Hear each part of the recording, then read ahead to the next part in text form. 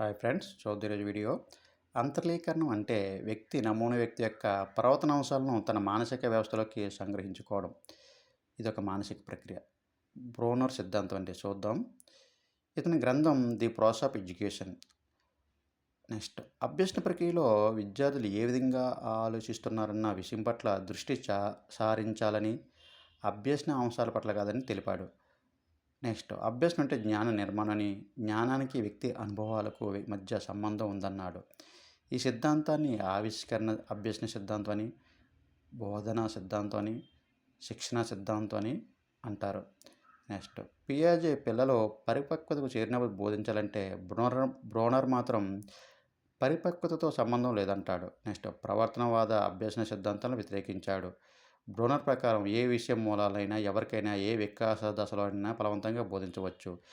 బోధన విషయాల కంటే బోధనా పద్ధతికి ఎక్కువ ప్రాధాన్యత